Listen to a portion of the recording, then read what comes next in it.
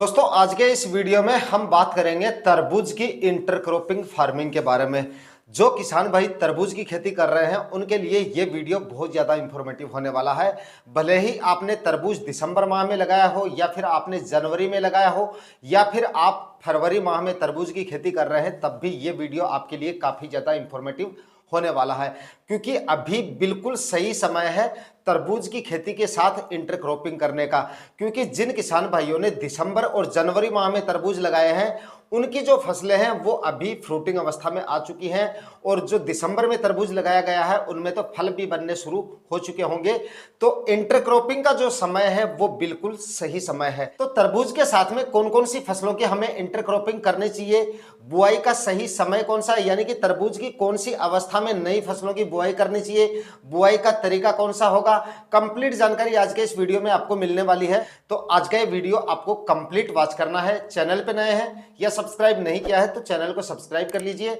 और साथ में बेल आइकन भी प्रेस कर दीजिएगा, ताकि समय समय पे आपको खेतीबाड़ी से रिलेटेड वीडियोस मिलते रहे। नमस्कार दोस्तों, मेरा नाम है सुरेश और आप देख रहे हैं खेत किसान झुंझुनू। तो दोस्तों सबसे पहले तो हम ये बात करेंगे कि हमें तरबूज की फसल की कौन सी अवस्था में नई फसल के बीजों की बुआई करनी चाहिए। तो जैसे ही आपकी तरबूज की फसल फ्रूटिंग अवस्था में आ जाती है या फिर उसमें फल अपनी साइज लेना जब शुरू कर देते हैं, यानी कि जब आधा आधा केजी के या एक एक केजी के फल बनने शुरू हो जाते हैं, उस समय पर हमें दूसरी फसल की बीजों की बुआई कर देनी चाहिए। क्योंकि उसके बाद में फसल हार्वेस्टिंग तक पहुंचने में कोई ज़्यादा समय नहीं लगता है। जब तक नई फसल की ग्रोथ शुरू होगी उससे पहले पहले तरबूज जो है वो खत्म हो जाएगा। यानी कि अब जिन किसान भाइयों की तरबूज की फसलें फ्रूटिंग अवस्था में है या उस अवस्था में है जो मैंने आपको बताया है, क्योंकि दिसंबर और जनवरी में जिन किसान भाइयों ने फसलें लगाई हैं तरबूज की वो इस अवस्था तक आ गई होगी, तो वो किसान भाई जो है इनकी बुआई अब कर सकते हैं, मतलब इंटरक्रॉपिंग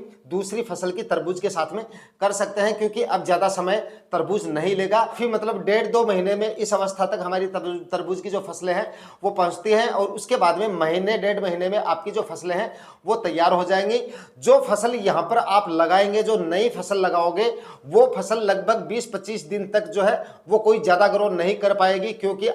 5-6 दिन तक तो मतलब अंकुरण में लग जाता है, और उसके बाद भी 8-10 दिन तक जो हमारी जो नई क्रॉप होती है वो 3-4 तक पत्तों तक ही सीमित रहती है, मतलब इतनी ज्यादा ग्रोथ नहीं होती है। तो तरबूज की फसल पे तो इसका मतलब कोई दुष्प्रभाव पड़ेगा या तरबूज की फसल को हमारी जो नई फसल होगी वो प्रभावित करेगी, ऐसा तो कुछ है नहीं। क्योंकि दोस्तों जो नई फसल हम लगाएंगे उसकी ग्रोथ बननी जब शुरू होगी तब तक आपका तरबूज जो है वो आपको हार्वेस्टिंग देकर और खत्म हो जाएगा। तो ये तो हो गई तरबूज की बात कि भाई तरबूज की पर तो इसका जो है कोई नेगेटिव असर नहीं पड़ेगा। अब बात कर लेते हैं हमारी दूसरी फसल पर, जो यहाँ पर हम जो नई फसल की इंटरक्रॉपिंग करेंगे उस पर तरबूज की वजह से कोई प्रभाव पड़ेगा या नहीं पड़ेगा। तो भाई तरबूज बेल वर्गीय सब्जियों में है और इसकी बेलें जो होती है वो भी इतनी ज्यादा हैवी नहीं होती है और सिर्फ जमीन पर सटी हुई मतलब सट के चलती है, ज्यादा ऊपर नहीं उठती है। जैसे आपने देखा होगा जो तोरई और जो हमारी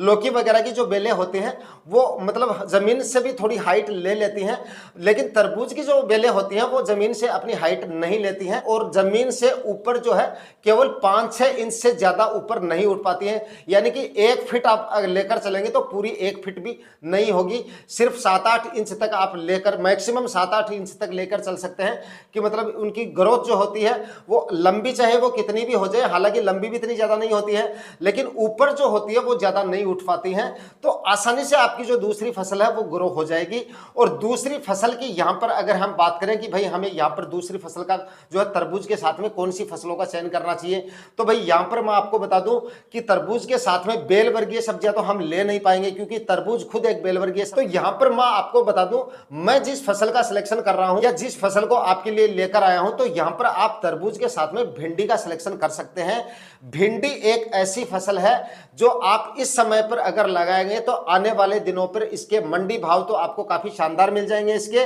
और काफी लंबे समय तक ये आपको उत्पादन भी देती रहेगी। और अगर जिन किसान भाइयों ने तरबूज फरवरी माह में लगाए हैं उनको अभी थोड़ा सा मतलब जो है रुक जाना चाहिए, लगभग 15 मार्च तक जो है वो आप जो है इसकी इंटरक्रॉपिंग कर दें जिन्होंने फरवरी में लगाया है। लेकिन जिन किसान भाइयों ने दिसंबर और जनवरी माह में तरबूज लगाया है वो इसकी इंटरक्रॉपिंग अभी कर सकते हैं, बिल्कुल सही समय है। और भिंडी की इंटरक्रॉपिंग अगर आप इस समय करेंगे तो मैंने आपको बताया कि मतलब मंडी भाव भी आपको काफी शानदार मिलेंगे और उत्पादन भी इसका आपको काफी शानदार मिल जाएगा और आपको खर्चा भी बिल्कुल नहीं करना होगा। यानी कि आपका जो खर्चा होना था वो हो चुका है तरबूज की फसल के लिए, आप पहले ही खर्चा जो है वो कर चुके हैं। फर्टिगेशन वगैरह भी आपको नहीं करने पड़ेंगे क्योंकि भाई आपने तरबूज लगाया है तो उसमें समय समय पे आपके नए फर्टिगेशन भी किए होंगे। फर्टिगेशन शेड्यूल शुरू से लेकर चले हैं आप और इतने सारे फर्टिगेशन आपने किए हैं, मतलब बेड के अंदर इतने सारे खाद उर्वरक आपने दिए हैं, बेसल डोज भी डाले हैं, गोबर की खाद भी डाली है।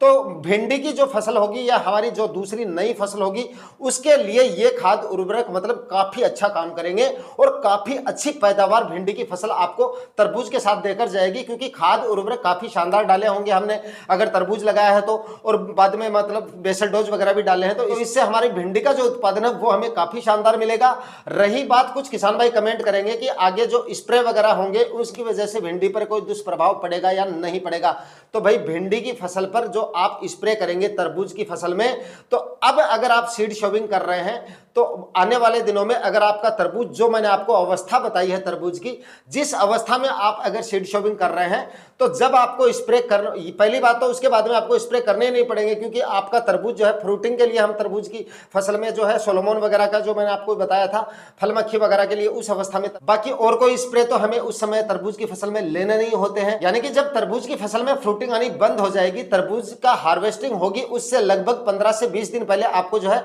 स्प्रे जो है वो आपको बंद कर देने होंगे। तो स्प्रे से तो आपकी भिंडी पे कोई फर्क पड़ने वाला है नहीं क्योंकि स्प्रे होंगे नहीं। एक आध अगर करना भी पड़ता है रस चूसने वाले कीटों के लिए तो इससे भी आपकी भिंडी की फसल पे कोई नेगेटिव असर नहीं पड़ता है और भिंडी की फसल में आपको कोई भी फर्टिगेशन नहीं करना पड़ेगा। सारे खाद उर्वरक आपके तरबूज के बेड के अंदर मौजूद है और प्लास्टिक मल्च भाई आपने लगाई रखी है। और जिन किसान भाइयों ने जो मतलब प्लास्टिक मल्च डबल होल में नहीं लगाई है, क्योंकि इस पे ऑलरेडी मैंने वीडियो बना दिया था जब दिसंबर और जनवरी के तरबूज के बुआई चल रही थी, उस समय अपने किसान भाई जो चैनल पे जुड़े हुए हैं उनको मैंने बता दिया था कि भाई तरबूज की फसल ले रहे हो तो परी होल में जो प्लास्टिक मल्च आती है, जो जिगजैग होल में आती है, वो प्लास्टिक मल्च आपको काम में लेनी है। सिंगल लाइन में आपको जो है तरबूज के बीजों की बुआई कर देनी है और सामने होल वाले जो होल है वो आपको खाली छोड़ देने हैं, उसमें हम भिंडी की इंटरक्रॉपिंग करेंगे। तो अब जो है बिल्कुल सही समय है, होल वगैरह भी आपको नहीं निकालने हैं। अगर आपने डबल होल वाली प्लास्टिक मल्च लगा रखी है